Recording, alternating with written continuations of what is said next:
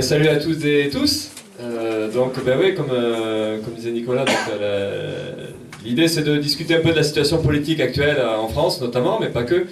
Et puis surtout après, à partir de là, de ce qui se passe de nos perspectives, c'est comment on peut débattre entre nous de tout ça, parce que ce qui compte, c'est de préparer la suite.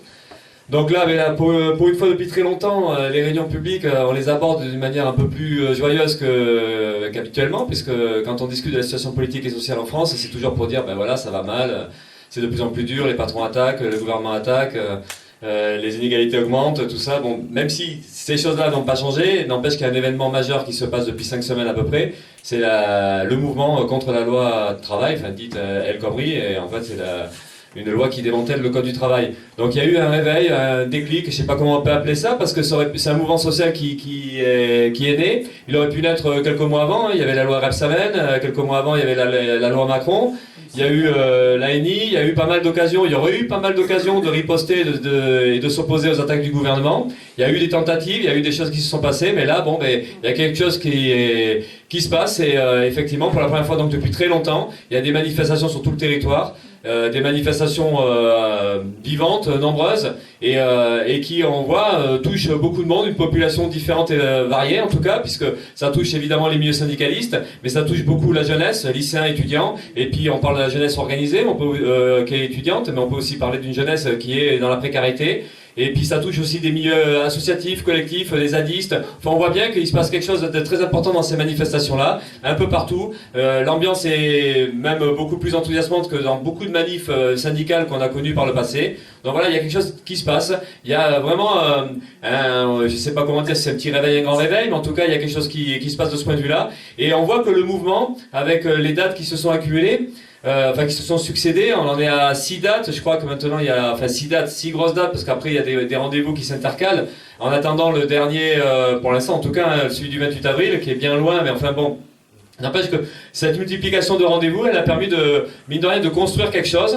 Et même s'il y a des hauts et des bas, on voit bien qu'il y a des rendez-vous qui marchent plus, qui sont plus enthousiasmants que d'autres. N'empêche que s'instaure un climat aujourd'hui, un peu partout, sur cette idée que, en tout cas, ce qui revient au devant de la scène, c'est cette idée qu'on peut résister, qu'on peut relever la tête, et qu'on peut sortir un peu, en tout cas, commencer à sortir d'un climat de résignation, un climat où finalement tout le monde pensait qu'il n'y avait vraiment aucune possibilité de changer quoi que ce soit. Mais là, c'est en train de changer. Donc on voit bien aussi que dans toutes ces manifestations-là, puisque le maximum, je crois que c'était 1 million et quelques d'individus sur tout le territoire, entre les deux rendez-vous qu'on marchait, là, le 9 mars et puis le 31 mars, où là c'était un peu plus d'1 million, peut-être pas loin de 2, je ne me rappelle plus des chiffres. Donc on voit bien qu'il y a encore de la marge pour toucher beaucoup plus de gens, mais ceci dit, ça suffit déjà aujourd'hui à provoquer ce déclic-là, et on voit dès maintenant déjà, en marge des manifestations, autour du mouvement anti-loi travail, on voit que se développe maintenant ce qu'on appelle les nuits debout, ça a été lancé à Paris, et on voit que dans beaucoup de villes aujourd'hui, je crois que la liste elle n'est pas possible à faire, mais il y a beaucoup de villes où il y a des nuits debout. Et ça commence à même se développer dans ce qu'on appelle les banlieues, puisqu'il y a eu Saint-Denis autour de Paris. Mais voilà, il y a des choses qui sont en train de se faire. Et là aussi, c'est quelque chose qui vient en appoint, en renfort, et qui montre tout le besoin qu'il y a aujourd'hui de discuter. Même ça, rien que ça. Parce qu'après, on peut toujours dire jusqu'où ça peut aller, est-ce que ça va être, est-ce que c'est vraiment le début d'une révolte, on ne sait pas encore, mais ce qu'il y a, c'est que il y a un besoin. Il y a besoin de se voir, de se rencontrer, de discuter, de contester la société, de contester le gouvernement, de trouver des formes, et ça montre finalement tout ce qui a été accumulé ces derniers temps aussi dans l'autre sens, parce qu'il faut le situer dans une période d'état d'urgence, où il n'y a pas si longtemps que ça, on n'aurait pas du tout imaginé qu'on aurait occupé des places, on n'aurait pas du tout imaginé tous ces gens dans la rue, même la nuit, ces manifestations parfois qui partent un peu dans tous les sens, on l'aurait pas imaginé il y a 3 mois. Donc là il se passe quelque chose, et ce besoin-là, il est le résultat de ça, de toute cette ambiance où on nous a étouffé, alors étouffé avec l'état d'urgence, étouffé avec la violence des attentats, et c'est essayer de faire peur à la population, et cette peur, essayer de faire en sorte que les gens se recroquevillent sur eux-mêmes. Donc là, on voit que c'est un peu l'inverse qui se passe. Il y a l'envie de sortir de tout ça, mais il n'y a pas que ça. Il y a aussi globalement une société qui penche à droite. On est un peu orphelin d'une gauche, façon de parler, on va dire gauche avec guillemets, on est d'accord, On sait même plus trop si on doit utiliser le mot, mais on est un peu orphelin de ça, c'est d'un côté un peu riche, discussion, débat, et puis le côté contestataire. Donc on n'a plus ça. Et c'est vrai que tout ça, ça s'accumule, puis à un moment donné, ça ressort. Et c'est peut-être ça qui est en train de se passer, cette envie de crier contre tout ça, et de dénoncer donc la dérive à droite de la société. Quand je dis à droite, c'est peut-être aussi une façon de parler, mais c'est la remontée des idées réactionnaires, des préjugés racistes, xénophobes, sexistes, homophobes. Enfin, on voit bien qu'on baigne dans une ambiance qui est quand même très défavorable. D'ailleurs, finalement, la contestation de ces dernières années, depuis qu'il y a Hollande au pouvoir, ça a été pour beaucoup une contestation à droite. On se rappelle de la Manif pour tous, qui avait fait sortir du bois toute une bande de réacs. On se dit, ah oui, là on a mesuré l'ampleur des dégâts. Et puis il y a eu les manifs de patrons, puis des trucs, ou même les mouvements de taxi qui sont pas forcément en soi des mouvements réacs, ou les mouvements des agriculteurs. On voit que dans le fond, il y a quand même quelque chose qui est porté, qui est pas du tout dans le sens, dans le sens d'une idée d'égalité sociale, ou en tout cas de combat contre les injustices. Donc on voit bien qu'il y avait quelque chose qui était très marquant. Et là, pour la première fois donc depuis très longtemps, il y a quelque chose qui se passe du côté donc de tout ce qui peut aller dans ce qu'on a nous envie d'entendre, de défendre. Donc ça c'est important. Alors après les pronostics, on ne sait pas, est-ce que ça va aller plus loin, est-ce que ça va aller très fort. Ça sert à rien de pronostiquer. Nous en tout cas au NPA, mais pas qu'au NPA heureusement, on est des militants du mouvement. La question c'est comment il peut justement se construire et comment ça peut se développer et comment en tout cas ce qui est en train de se faire aujourd'hui, ça reste indélébile. Il faut absolument que ça devienne des traces, que ça marque toute la période pour les mois qui viennent. Et ça c'est largement possible parce qu'encore une fois c'est quand même quelque chose d'énorme qui se passe en tout cas dans nos têtes et dans la tête de plein de gens et que donc du coup ça évidemment ça remet au goût du jour toute cette idée de la contestation. Donc ça, c'est tout le boulot qu'on a à faire, et on sait qu'il y a quelque part quelque chose qui nous aide, parce qu'il y a une conscience qui sort de tous ces... que ce soit des manifestations ou des nuits debout, ce qui, je trouve, qui est dominant, c'est cette volonté de faire ensemble, tous ensemble. C'est-à-dire que le truc qu'on crie depuis très longtemps, enfin depuis très longtemps, quand on est vieux c'est depuis très longtemps, mais quand on est moins vieux ça fait moins longtemps. Mais quand on dit tous ensemble, et bien là il y a quelque chose qu'on est en train de percevoir, parce que ce soit là, encore une fois les manifestations ou les rassemblements avec les nuits debout, et c'est un carrefour des luttes, c'est un carrefour des résistances, c'est un carrefour des idées, et partout il y a à la fois la lutte de solidarité envers les migrants, il y a la lutte de soutien à tous ceux qui sont expulsés, qui ont des problèmes de logement, notamment le DAL. Après ça dépend des villes, ce que je dis c'est qu'après c'est vrai qu'à Paris il y a on voit bien toute la panoplie de résistance qui se retrouve sur la place de la République, mais je pense qu'ici sûrement aussi, on voit qu'il y a un carrefour de gens qui se retrouvent, et donc il y a ces combats-là, l'antiracisme, donc le soutien aux migrants, les combats écologiques contre les attaques, enfin contre les projets inutiles, parce qu'on voit bien aussi le côté zadiste qui est dans ces manifs-là. D'ailleurs, on pourrait penser, parce que beaucoup disent la question des nuits debout c'est un truc nouveau. Alors c'est vrai que c'est nouveau par l'ampleur que ça prend, mais en réalité c'est exactement ce qui se passe dans les ZAD. Alors avec un côté urbain, avec un côté il n'y a pas la boue, parce qu'à Notre-Dame-des-Landes ou à Sivas on marchait les pieds dans la boue. Là c'est propre, c'est des carrelages, c'est du goudron, donc c'est un peu plus pratique, mais c'est le même phénomène en fait. C'est cette envie de résister, de s'opposer et de revendiquer cette possibilité que finalement la démocratie ça doit être une réalité, on pense par nous-mêmes, on doit faire. Donc c'est tout ça qui se passe. Donc en fait c'est logique qu'on retrouve aussi tout le milieu zadiste, des milieux collectifs de gens en colère depuis très longtemps sur tous ces sujets-là. Donc voilà, et c'est pour ça que quand on voit ce carrefour-là, et puis évidemment donc il y a l'aspect lutte sociale ou lutte pour l'emploi, puisque les rassemblements notamment à la République, il y a eu les ouvriers de PSA avec la diffusion du film sur leur grève il y a 3 ans. Il y a Merci Patron, le film qui a été diffusé là, vous avez sans doute entendu parler de François Ruffin, donc qui montre un peu toute la saloperie des licenciements et puis comment des milliardaires s'enrichissent grâce à la surexploitation des salariés. Donc il y a tout ça qui fait partie des nuits debout, cette contestation du capitalisme, cette contestation de l'exploitation et des dérives libérales. Donc c'est tout ça qui est... Et donc c'est ça, c'est un carrefour. Et nous là-dedans, on peut dire qu'on est très bien, qu'on baigne, j'allais dire qu'on baigne comme un poisson dans l'eau, c'est pas ça l'expression, c'est qu'on nage comme un poisson dans l'eau.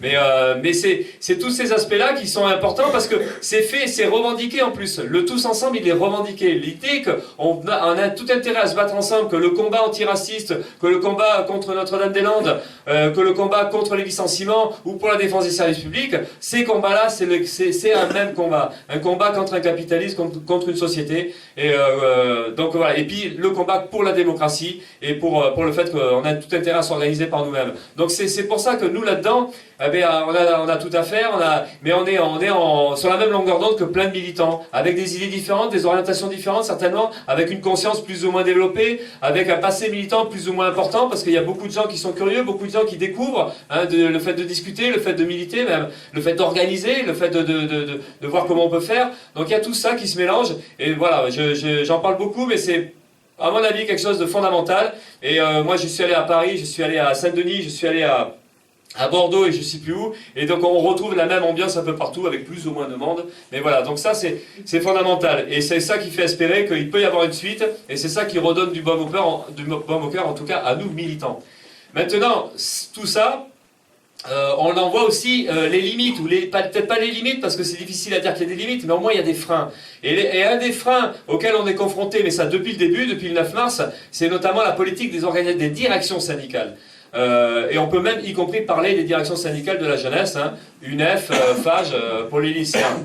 Et on voit bien que dès le départ, si le mouvement il a pris forme, c'est parce que les syndicats, les directions syndicales ont été bousculées par quelque chose qui est venu d'en bas, par une poussée de la jeunesse notamment, mais pas forcément organisée, et aussi du côté des salariés. Et c'est ça qui a donné des rendez-vous avant, parce que vous vous rappelez peut-être, il y avait le 31 mars, point barre. Et s'il y a eu le 9, le 17 et le 24, c'est parce qu'il y a eu quelque chose qui s'est passé, qui a bousculé le calendrier qui était prévu, et qui a donné de l'élan au mouvement. Donc c'est important, parce qu'en fait tout le mouvement il repose sur ce bras de fer qui est plus ou moins officiel, plus ou moins visible, entre l'envie d'en découdre par en bas, et puis cette routine, et puis cette habitude de contrôler, de vouloir contrôler, et d'avoir peur justement de tout ce qui peut être débordant, et donc des réflexes très classiques des directions syndicales, et qui donc constituent un frein, et qui peuvent empêcher donc le mouvement d'aller beaucoup plus loin. N'empêche qu'aujourd'hui, donc ce qui est positif, c'est qu'il y a une force qui a permis de débloquer tout ça, mais bon, jusqu'à quand ça peut tenir, ça on ne sait pas. Mais en tout cas, c'est la grosse qualité du mouvement, c'est cette force par en bas.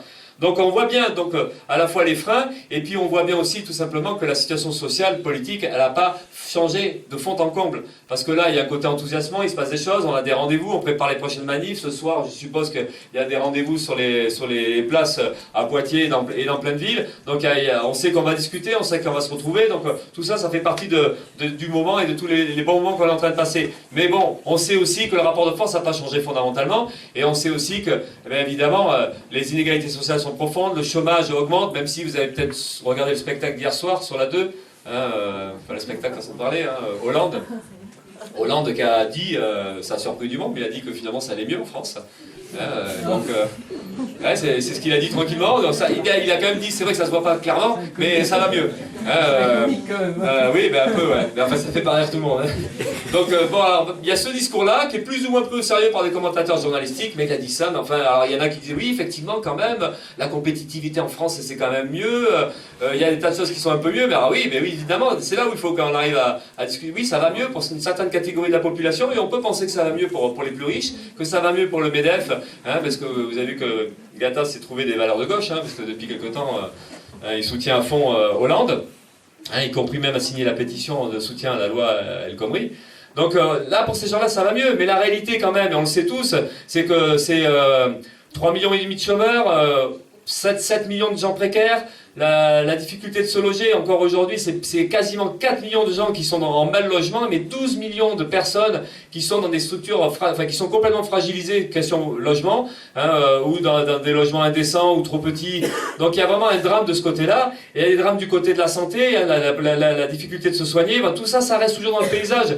Une fragilisation financière de beaucoup de gens, une précarité énorme, mais en même temps aussi dans les têtes des gens, on voit bien que ça a des dégâts collatéraux, parce qu'il n'y a pas que la question financière, il y a aussi la question sociale, collective, comment on vit dans cette société-là, et tout ça, les gens ils en souffrent, et c'est cette souffrance-là, cette sorte de confusion des têtes, des idées, une perte de conscience, perte de la solidarité, tout ça, ça se paye très cher, puisque c'est toutes les idées réactionnaires qui s'installent, y compris dans la tête des gens, de nos copains de boulot, de nos copains-copines, dans les quartiers. On voit bien que tout ça, ça pèse. On entend des réflexions de nos proches, ou racistes ou anti-immigrés, mais même en disant mais les patrons ils n'ont pas tout à fait tort quand même. Enfin voilà, il y a une grosse confusion. Bon mais c'est ça qu'on vit aujourd'hui, c'est qu'on n'est pas encore sorti évidemment de cette situation où les gens sont résignés ou ont ce sentiment d'impuissance. Donc fondamentalement la situation n'a pas changé. Mais ce qui est important par contre, c'est qu'en direct on voit qu'il y a des possibilités que ça change. Et c'est ça qui est important pour nous, c'est que faire la démonstration qu'il y a des possibilités. Parce que jusqu'à présent on disait mais un jour il y aura un mai 68, un jour il y aura juin 36, des grèves générales, ça va revenir tout ça, hein, ou juin 95, non l'hiver 95, ou même le CPE il y a 10 ans. Donc tout ça mais là aujourd'hui on voit en direct, et des jeunes en tout cas le vivent, des moins jeunes le vivent, et ça permet de rediscuter tout ça, que c'est possible qu'à un moment donné il y a un mouvement social profond. Et en tout cas on en voit le début et puis on verra la suite. Mais bon, c'est ça qui est important, c'est d'actualiser tout ça. Donc là ça fait que je vais changer je vais passer à autre chose, mais j'ai raté une transition, mais ça arrive. Hein, donc là, parce que c'est de dire qu'il y a ce système-là qui ne change pas, et ce qui a été un peu le révélateur récent d'une situation ou d'une société qui ne change pas, c'est ce qu'on appelle le scandale de Panama. Alors le scandale de Panama, c'est pas un scoop, hein, c'est pas « Ah merde, il y a des gens qui trichent, ah les riches ont de l'argent et ils vont le cacher ». On nous fait le coup à peu près, enfin le coup... On va pas en vouloir aux journalistes qui mènent ce boulot-là, parce que c'est un boulot énorme, et ça permet de remettre, de montrer ce que c'est que aujourd'hui la tricherie, puis le détournement des richesses.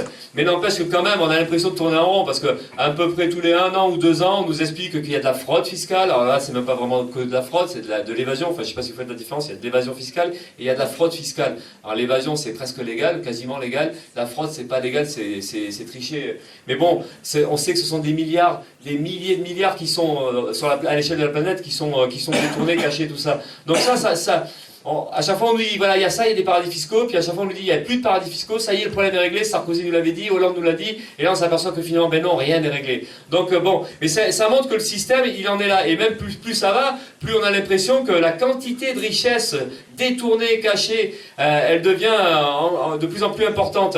Et c'est en lien direct avec tous les discours qu'on a depuis des années. Quand on nous explique qu'il faut accepter les sacrifices, qu'il faut accepter les bas salaires, qu'il faut accepter des réductions d'effectifs, qu'il faut accepter que la charge de travail augmente, hein, qu'il faut prendre sur soi, hein, que voilà, on peut pas tout faire, qu'il faut accepter parce qu'il y a un trou sur les caisses de la Sécu, il faut accepter qu'il y ait moins de remboursement de médicaments, ou que aller à l'hôpital ça nous coûte plus cher, il faut accepter qu'il y ait moins d'enseignants, enfin tout ça, hein, le démantèlement des services publics.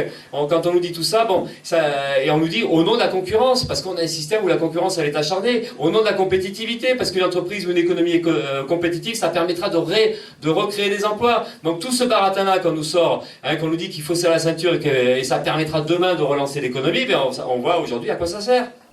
Tous ces discours sur la compétitivité, l'argent, ben oui, il est sorti de tout ce qui peut être collectif, hein, il est détourné, volé, et donc c'est une part en tout cas, elle part dans l'évasion fiscale, ça part dans la fraude fiscale, ou ça part dans ce qu'on appelle, alors là c'est un autre aspect, c'est les exonérations de cotisations sociales, hein, parce qu'on nous montre du doigt un peu le riche qui triche, mais après il faut montrer du doigt aussi tout ce patronat et tous ces riches qui eux ne trichent pas, puisque c'est légal, hein, puisqu'il y a quasiment 45 milliards d'euros d'exonération de cotisations sociales par an. Enfin, en tout cas, c'est la dernière année, c'était en 2015.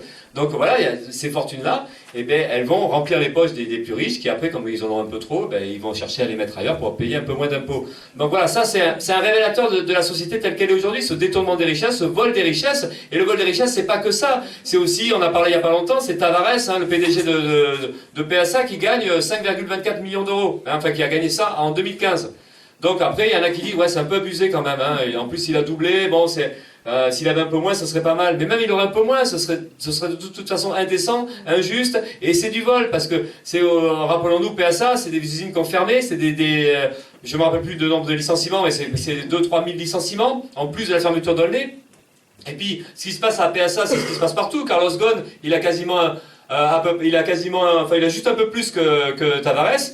Et puis après, bon, moi je bosse à Ford, et je vais vous dire juste parce que c'est mon patron, enfin c'est le numéro 1 de Ford. Lui, il a fait 18 millions de dollars en 2015. Donc 18 millions de dollars, bon, ça veut peut-être pas dire grand-chose. Enfin, c'est vrai qu'on a du mal parce que nous on a quelques zéros de moins. Mais alors ça c'est PSA qui l'a fait, c'était très bien. La CGT PSA, elle a dit ce que gagne Tavares, ça représente 14 500 euros par jour. Là, comme ça fait un peu plus, enfin on s'en rend un peu mieux compte. Bon, le PDG de Ford, c'est 50 000 dollars par jour. Et donc ça fait un revenu horaire, hein, je vous le dis, ça fout des têtes comme ils gagnent mon patron à l'heure, hein, c'est 2000 € à l'heure. Et bon voilà, donc 2000 € à l'heure, mais heure, même quand il dort, qu'il mange et qu'il regarde l'émission de télé-réalité, hein, il gagne pareil, quoi, il n'y a pas de pause. Et 2000 €, c'est même pas le salaire médian en France. Enfin, voilà, donc plus de la moitié de la population en France vit avec moins de 1700 €. Moins de 1700 €. Donc voilà, donc c'est pour dire la disproportion, pour dire, enfin c'est même pas... Donc voilà, donc il y a ces aspects-là, puis après il y a les grosses fortunes, bon, hein, les 30 milliards de Bernard Arnault, justement, qui est la star du film de Ruffin, et puis Bettencourt et tout ça, donc les grosses fortunes, donc tout ça, c'est toute une machine qui est en place, hein, qui sert à détourner les richesses, à les voler, puis à les mettre dans les poches de ces gens-là, donc aucunement, hein, pour essayer de relever l'économie, essayer de s'en sortir, et en tout cas d'essayer de répondre à la crise, ou de répondre au chômage, donc voilà. Donc là, on a une photographie réelle de ce qui se passe. Maintenant, ça suffit pas pour révolter les gens, mais enfin, au moins c'est une démonstration, et puis à nous d'essayer de convaincre là-dessus. Mais le capitalisme, c'est pas que le détournement des richesses, c'est pas même un vol en grand, même un vol archi-organisé, hein, c'est mieux que Eleven, hein, vous vous rappelez, avec Brad Pitt et tout ça, c'est des systèmes qui sont hyper au point, quoi. Hein.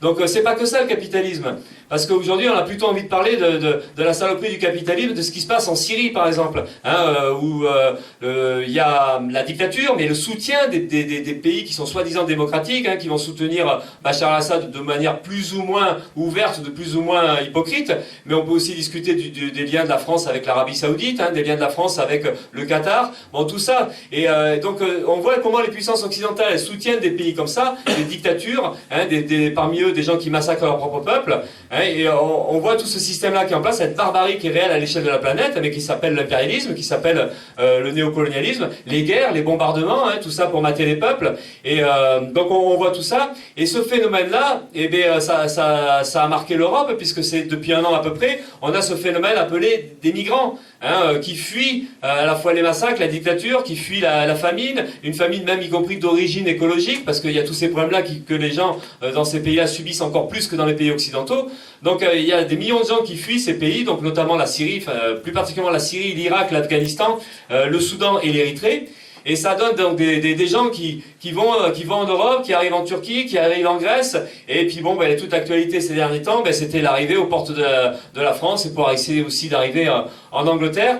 Et on voit ce continent européen, ce beau continent européen démocratique et soi-disant respectueux des droits de l'homme et des peuples, mais ce continent européen, incapable, mais qui n'a pas la volonté évidemment aussi, hein, d'accueillir ces gens-là et qui est en train de blinder les frontières. Alors il y a Frontex hein, qui essaie il y a, enfin l'espace Schengen, Frontex, et puis ces frontières qui se montent hein, entre Autriche, Hongrie, Slovénie, Serbie, hein, vous voyez ces grands murs, enfin ces grands grillages, voilà, ben, c'est ça l'Europe aujourd'hui, c'est ben ouais, la capacité d'être solidaire des peuples évidemment, puisque de toute façon la machine en place à l'Union Européenne, c'est une machine pro-capitaliste, pro-banquier, et donc forcément hostile envers les peuples. Et donc la guerre contre les peuples, elle est aussi menée par cette Union Européenne-là. Donc c'est pour ça qu'évidemment, tout ce qu'on a à dire là-dessus, c'est de combattre l'Europe telle qu'elle est, et de se battre pour qu'il y ait une Europe des peuples. Et donc par rapport à la question des migrants, ce que je vais pas développer tout ce qu'on dit, mais enfin ce qui est fondamental pour nous, c'est l'ouverture des frontières, c'est la liberté de circulation, et il y a une vraie bataille politique à mener pour discuter d'une société humaine, et qu'il y a un minimum, c'est au moins d'accueillir l'urgence humanitaire, et puis après le problème politique qui est posé de toute façon, c'est qu'il faut qu'il y ait une solidarité entre les peuples, et donc du coup, évidemment, qu'il ne doit pas y avoir que l'argent qui circule à travers les frontières tranquillement, c'est forcément que les hommes et les femmes doivent pouvoir circuler. Donc ça c'est fondamental pour nous, donc ça c'est la dénonciation d'un capitalisme, mais d'un capitalisme qui devient de plus en plus dingue, parce qu'après le côté, et là aussi ça fait partie de l'actualité, c'est la catastrophe planétaire. Et là on voit bien que le capitalisme il respecte pas les peuples, hein, il respecte pas plus que ça, pas plus la nature. Et donc on voit les logiques productivistes et les logiques capitalistes de rentabilité hein, qui se traduisent par une destruction de la planète. Alors il y a les côtés les plus connus jusqu'à présent avec Fukushima, parce qu'on a fêté l'anniversaire il n'y a pas longtemps, mais c'est l'énergie nucléaire, hein, avec les dégâts potentiels, hein, en direct quand des gens se font irradier, mais l'accumulation de déchets qui rend la planète complètement, enfin, et puis l'accumulation des armes nucléaires, enfin, on sait qu'il y a les possibilités de détruire la planète plusieurs fois aujourd'hui, donc il y a cette capacité-là, mais il y a aussi tout ce qu'on appelle les énergies fossiles, les extractions minières. On est en train de nous dire, oui, c'est vrai, il y a la COP21, il faut faire gaffe et tout ça, il y a les gaz à effet de serre, hein, l'eau monte, la bam qui se font, l'eau monte, et puis les déserts se développent aussi dans certains coins du monde. Mais en fait, aujourd'hui, il n'y a rien n'est fait pour arrêter tout ça, puisque même s'il y a vous avez vu toute l'hypocrisie aussi, des objectifs qui sont fixés, wow, il faut mettre des limites, on va pas trop polluer comme ça. Mais en réalité, aujourd'hui, ce qui se passe, c'est que les extractions minières, enfin des nouvelles mines, des recherches d'extraction minière, enfin des projets, ça se multiplie encore. Le gaz de schiste, ils essaient aussi de voir partout où c'est qu'ils peuvent en faire. Donc on voit bien que le danger, il est bien là, et que loin d'être dans une situation où ça pourrait finalement à un moment donné être raisonnable, ben non, la logique capitaliste, c'est toujours aller dans ce sens-là. Et là, comme dans tous les autres domaines, ce qui va compter, c'est que la population se mobilise. Et aujourd'hui, déjà, il y a pas mal de luttes.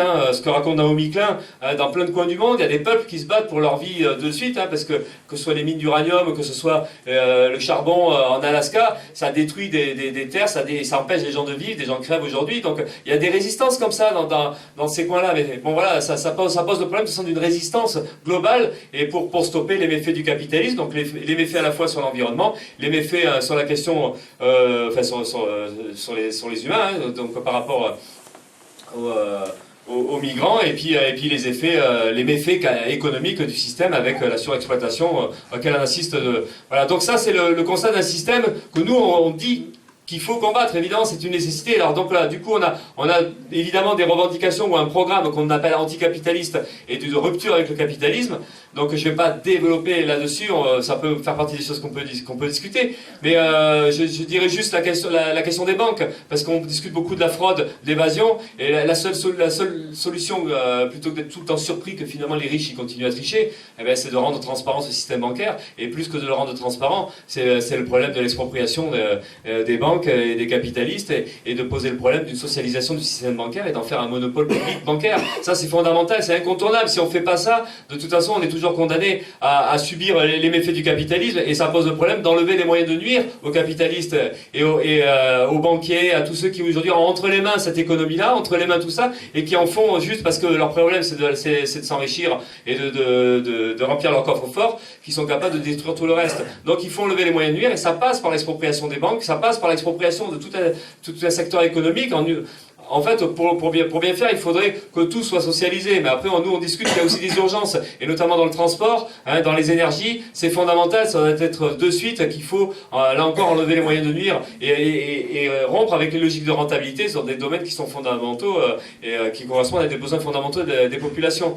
Donc ça, c'est les choses qui sont, nous, déterminantes et qu'on défend. Donc évidemment, un programme comme ça de rupture avec le capitalisme, de dire aujourd'hui, il faut que ça change, et il faut donc poser le problème du pouvoir sur l'économie, de qui possède, de qui dirige, de qui organise, et puis donc évidemment le pouvoir économique et le pouvoir politique. Donc nous on pose ces problèmes-là. Aujourd'hui, même si on est dans une situation où on n'a pas forcément la force d'imposer tout ça, n'empêche que c'est des problèmes qui doivent être posés, qui doivent être discutés, qui sont un peu discutés d'ailleurs aujourd'hui dans les assemblées générales que constituent les Nuits debout. Mais donc le problème qui est posé, c'est ça, c'est la confrontation avec les possédants, la confrontation donc avec les capitalistes, et donc la question du pouvoir que nous, on pense qu'il faut que ce soit la population, les gens d'en bas qui le prennent. Et donc ça pose le problème forcément de s'organiser. Ça pose le problème de comment on fait, comment on crée du lien, comment on arrive à discuter de cette situation-là à l'échelle d'un pays, mais à l'échelle internationale. Donc c'est forcément la question d'une organisation de notre camp social, du camp des opprimés.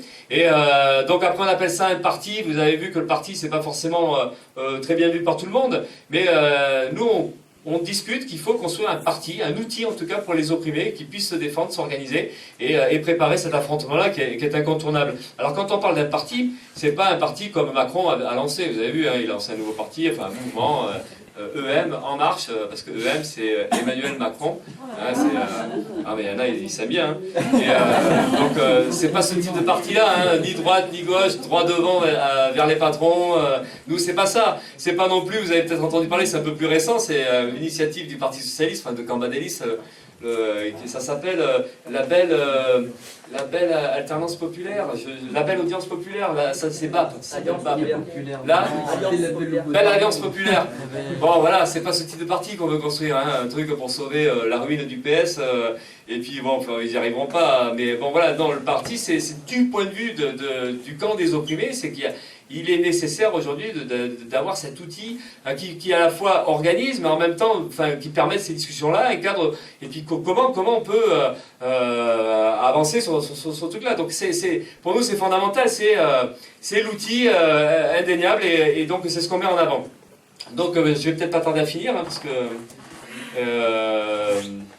ben voilà, bon, j'arrête comme ça, hein, c'est aussi con que ça. Donc après, c'est juste pour rassurer tout le monde que quand le LPR présente les candidats, ben, c'est pas ça ne veut pas dire que le candidat il a un projet pour la France, c'est ce qu'a bien expliqué Nicolas. Je dis ça, c'est pour faire le lien, parce que nous, la campagne électorale, évidemment qu'on n'a pas ces objectifs-là, mais par contre, si on peut porter la parole à la fois du mouvement, on pense pas qu'on est les seuls à pouvoir le faire, mais on a envie de le faire, et on pense que c'est incontournable, qu'il faut le faire, porter la voix de la révolte, la voix de ceux qui se battent, de ceux qui résistent, et avec cette idée que la perspective fondamentale, c'est celle-là, c'est l'affrontement avec le système capitaliste. Donc on veut porter ça. Et les élections, c'est une tribune, mais plus qu'une tribune, c'est aussi certainement l'occasion, en offrant cette perspective-là, en discutant de ça, d'aider à ce que des choses s'organisent et se préparent. Et nous, en tout cas, on veut jouer un rôle dans ce sens-là. Et c'est pour ça que pour nous, le terrain électoral, c'est aussi un terrain de lutte, et qui est en lien direct avec ce qui va se passer dans la rue dans la période qui vient.